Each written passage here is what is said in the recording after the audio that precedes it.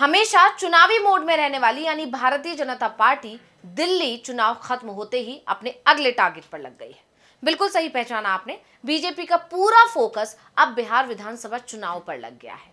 इधर दिल्ली चुनाव के नतीजे आते हैं, उधर बिना समय गंवाए बीजेपी अब बिहार की तरफ शिफ्ट हो गई। ये बात पीएम मोदी के बयान में भी जाहिर हुई जो उन्होंने बीजेपी मुख्यालय से दिया, जब वो दिल्ली विधानसभा चुनाव में जो जीत मिली है बीजेपी को, उसका जश्न मनाने के लिए पहुंचे। लेकिन मोदी के बयान पर तेजस्वी ने भी जबरदस्त पलटवार कर दिया और पलटवार करके ये बता दिया कि इंडिया गठबंधन पहले से ज्यादा मजबूत हो गया है। यानी बीजेपी अगर ये सोच रही है कि इंडिया गठबंधन कमजोर है, इंडिया गठबंधन में दरार पड़ चुकी है, तो बीजेपी के ये सारे सपने चकनाचूर कर दिए तेजस्वी यादव के एक बयान ने। तेजस्वी यादव के बयान ने यह साफ जाहिर कर दिया कि इंडिया गठबंधन ने कांग्रेस का नेतृत्व स्वीकार कर लिया है। यानी दिल्ली चुनाव के नतीजों के बाद ऐसा बिल्कुल नहीं है कि बीजेपी के लिए बिहार चुनाव जीतने की राह आसान होने वाली है। अब क्यों कहा जा रहा है ऐसा, इसी पर हम अपनी स्पेशल रिपोर्ट में करने जा रहे हैं चर्चा। नमस्कार, मैं हूं अंशिता। दिल्ली विधानसभा चुनाव में बीजेपी को बम्पर जीत मिली है और इसके बाद बीजेपी के अंदर जो जश्न का माहौल है वो थमने का नाम नहीं ले रहा है। दिल्ली विधानसभा चुनाव के नतीजों ने जहां एक तरफ अरविंद केजरीवाल को करारा झटका दिया है, इंडिया गठबंधन को भी टेंशन दे दी है, वहीं दूसरी तरफ बीजेपी के अंदर इस बम्पर जीत को लेकर लगातार जश्न मनाया जा रहा है। प्रधानमंत्री मोदी भी अपने कार्यकर्ताओं और अपने समर्थकों को, बीजेपी नेताओं को संबोधित करते हुए, उनको प्रोत्साहित करते हुए अब बिहार विधानसभा चुनाव की तैयारियों पर शिफ्ट हो गए हैं। और ये बात देखने को मिली जब वो पार्टी हेडक्वार्टर पहुंचे और वहां पर उन्होंने कार्यकर्ताओं को संबोधित किया। इस दौरान पीएम मोदी का जो पूरा भाषण था, जो पूरा फोकस था, वो कहीं ना कहीं बिहार चुनाव पर नजर आया। जबकि बिहार विधानसभा चुनाव में अभी समय, आप सभी जानते हैं, इस साल के आखिर में चुनाव होने हैं, नवंबर में मतदान होने की बात कही जा रही है। लेकिन अभी से ही बीजेपी बिहार विधानसभा चुनाव की तैयारियों में लग गई। हालांकि ये कह सकते हैं अभी से नहीं, थोड़े दिन पहले से ही लग गई थी, लेकिन अब उसका पूरा का पूरा फोकस बिहार पर है। और इससे भी बड़ी बात यह है कि जिस रणनीति के तहत उसने दिल्ली चुनाव लड़ा है या दूसरे तमाम चुनाव लड़े हैं, उसी रणनीति के तहत वो बिहार विधानसभा चुनाव लड़ने की भी तैयारी कर रही है। लेकिन लालू प्रसाद यादव और तमाम आरजेडी नेताओं के साथ अब तेजस्वी यादव ने उसको, यानी बीजेपी को, यह मैसेज पहुंचा दिया है कि बीजेपी की रणनीति यहां पर काम करने वाली नहीं है। अब पीएम मोदी से लेकर बीजेपी के तमाम दूसरे नेता बिहार विधानसभा चुनाव पर शिफ्ट हो गए। इसका अंदाजा इस बात से लगाया जा सकता है कि पीएम मोदी बीजेपी हेडक्वार्टर पहुंचे तो दिल्ली चुनाव की खुशियां मनाने के लिए थे, लेकिन उन्होंने इस दौरान लालू परिवार और कांग्रेस पर भी जमकर निशाना साधा। अब जो खास बात पीएम मोदी के बयान में देखने को मिली वो ये थी कि जो आरोप विपक्ष की तरफ से बीजेपी पर लगाए जाते हैं कि वो अपने सहयोगियों को कमजोर करती है, उन्हें खत्म करने का काम करती है, वो आरोप पीएम मोदी ने इस बार कांग्रेस पर लगा दिए। पीएम मोदी ने अपने कार्यकर्ताओं को संबोधित करते हुए कहा कि कांग्रेस अपने सहयोगी दलों को ही नुकसान पहुंचा रही है और बिहार में लालू और तेजस्वी यादव की पार्टी आरजेडी की जमीन को कांग्रेस खाने में लगी हुई है। अपने संबोधन में सपा, बसपा, डीएमके पार्टियों का भी उन्होंने नाम लिया। क्या कुछ बोले हैं पीएम मोदी, पहले सुन लेते हैं। पिछली बार मैंने कहा था कि कांग्रेस एक परजीवी पार्टी बन चुकी है। ये खुद तो डूबती है, अपने साथियों को भी डुबोती है। साथियों, कांग्रेस एक के बाद एक अपने सहयोगियों को खत्म कर रही है और इनका तरीका भी बड़ा मजेदार है। आज की कांग्रेस अपने सहयोगों की जो भाषा है, जो उनके एजेंडा है, उसी को चुराने में लगी हुई है। उनके मुद्दे चुराती है, फिर उनके वोट बैंक में सेंध मारती है। यूपी में कांग्रेस उस वोट बैंक को छीनने की कोशिश कर रही है जिस पर समाजवादी पार्टी और बीएसपी अपना हक मानती थी। मुलायम सिंह जी इसको बराबर समझ गए थे। इसी तरह तमिलनाडु में कांग्रेस आज डीएमके की भाषा डबल जोर से बोलती है उनको डीएमके के वोटर को लुभाना करके खुद की हैसियत बनानी है। बिहार में भी ये कांग्रेस ही है जो जातिवाद का जहर फैलाकर अपनी सहयोगी आरजेडी का जो पेटेंट है उसी जमीन को खाने में जुट गई है।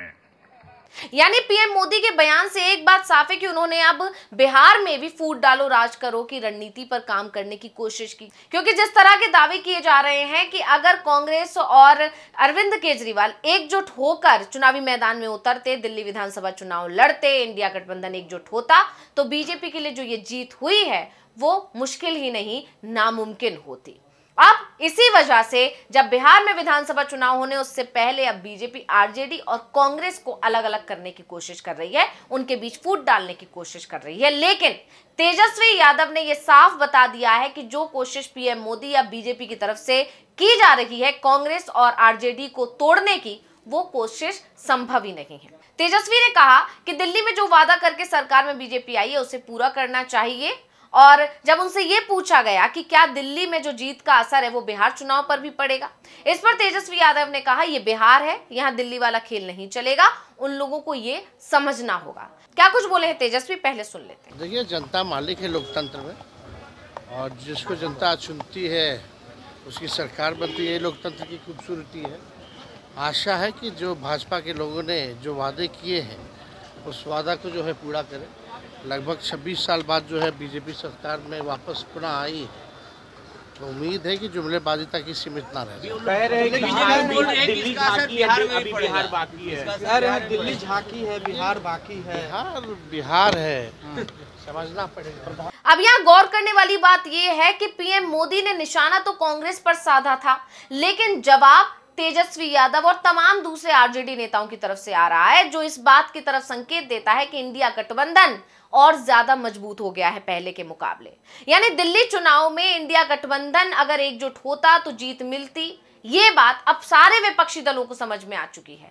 सभी विपक्षी दल ये समझ चुके हैं कि कांग्रेस के बिना बीजेपी से मुकाबला करना बहुत मुश्किल है। यानी अगर बीजेपी को हराना है तो कांग्रेस को साथ लेकर चलना ही होगा, क्योंकि कांग्रेस का अपना एक वजूद है, अपना एक आधार है। अगर कांग्रेस अकेले चुनावी मैदान में उतरेगी तो बीजेपी को नुकसान हो या ना हो, लेकिन दूसरे विपक्षी दलों को नुकसान जरूर होगा। जिस तरह से दिल्ली में बीजेपी जीत गई लेकिन अरविंद केजरीवाल को बहुत ज्यादा नुकसान हो गया, चाहे वो वोट शेयर से लेकर हो, चाहे वो सीटों में हो, हर तरह से डेंट अरविंद केजरीवाल को लगा, जबकि इन दोनों के चुनावी मैदान में होने के चलते बीजेपी को फायदा हो गया। और ये बात अब आरजेडी को भी समझ में आ गई और इसी वजह से तेजस्वी यादव का ये बयान आया है। इसके अलावा प्रदेश के प्रवक्ता हैं एजाज अहमद, उनका भी बयान आया। उन्होंने कहा कि प्रधानमंत्री अगर आप खुद के अलायंस में झांक लिए होते तो इस तरीके की बातें ना करते। महाराष्ट्र में बीजेपी ने एकनाथ शिंदे के साथ चुनाव लड़ा, रिजल्ट आने के बाद आपने उनके साथ क्या किया? समर्थन देने के लिए उनको मजबूर कर दिया। अब आरजेडी के बयान से यह साफ है कि जो बीजेपी कांग्रेस पर अपने सहयोगियों को कमजोर करने की या खत्म करने का आरोप लगा रही है,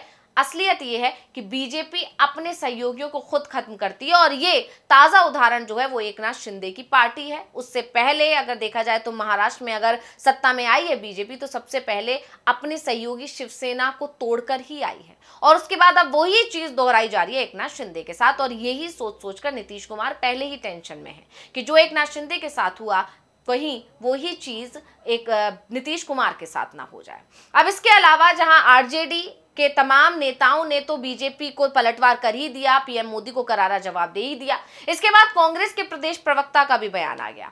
उन्होंने कहा कि बीजेपी की पृष्ठभूमि और चाल चरित्र सभी को पता है, जिसके साथ जाती है उसको खा जाती है। महाराष्ट्र में शिवसेना को 2 टुकड़ों में कर दिया, पंजाब में अकाली दल कहीं की नहीं रही, बिहार में ही देख लीजिए कैसे लोजपा को 2 टुकड़ों में तोड़ दिया था, चाचा भतीजों को आपस में ही लड़वा दिया। ये भस्मासुर की पार्टी है।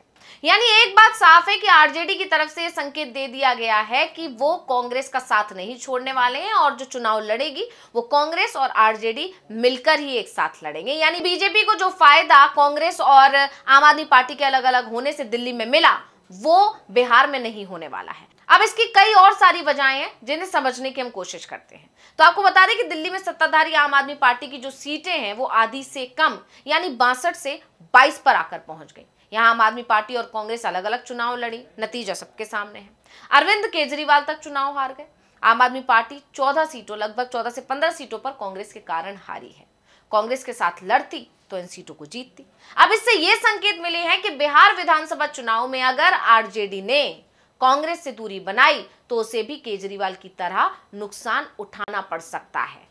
यही वजह है कि आरजेडी और तेजस्वी यादव के बयान इस तरह के आ रहे हैं और अभी तक बिहार में आरजेडी और कांग्रेस साथ मिलकर ही चुनाव लड़ने की तैयारी कर रहे हैं। अब कुछ पॉइंट्स में ये भी समझ लेते हैं कि आखिर आरजेडी के लिए कांग्रेस मजबूरी क्यों है, यानी क्यों आरजेडी कांग्रेस के बिना चुनावी मैदान में उतर नहीं सकती और उतरना भी नहीं चाहती। तो आपको बता दें, इसकी पहली वजह तो है कि आखिर वोटों का बंटवारा ना हो।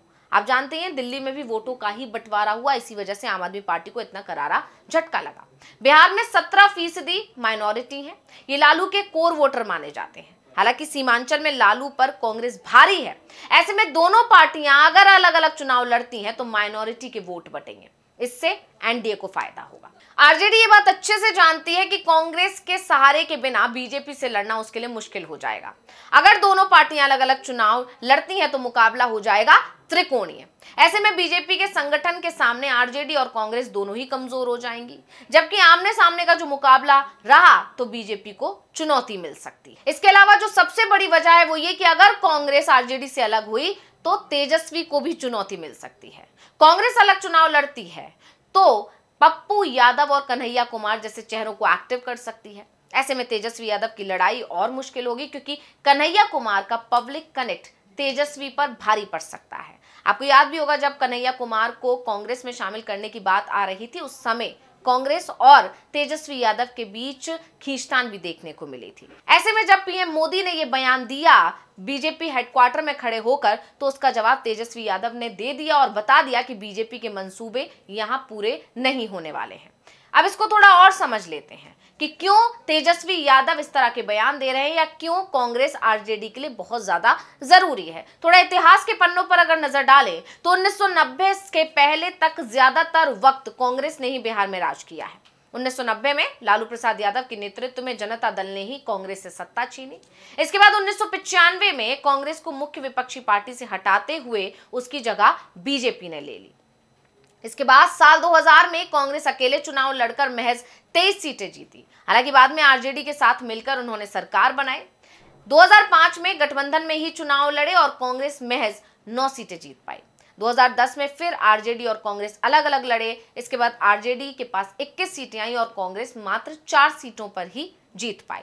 इसके बाद 2015 में जब नीतीश, लालू और कांग्रेस ने साथ मिलकर चुनाव लड़ा, तब जरूर कांग्रेस 27 सीटें जीती थी। हालांकि 2020 के चुनाव में फिर 19 सीटों पर आ गई। यानी कांग्रेस भी तभी मजबूत है जब आरजेडी उसके साथ है, और आरजेडी भी बीजेपी का मुकाबला तभी कर सकती है जब कांग्रेस उसके साथ है। यानी कहा जा सकता है कि बीजेपी दिल्ली चुनाव के नतीजे आने के बाद आत्मविश्वास से भर गई है। वो ये सपना सजा रही है कि जो दिल्ली में हुआ वो बिहार में हो जाएगा। इंडिया गठबंधन में दरार पड़ गई है, इंडिया गठबंधन कमजोर हो चुका है। लेकिन असलियत यह है कि दिल्ली चुनाव के नतीजों ने विपक्षी दलों को एक सबक दे दिया है और अब वो गलती नहीं दोहराएंगे जो दिल्ली में अरविंद केजरीवाल ने दोहराई।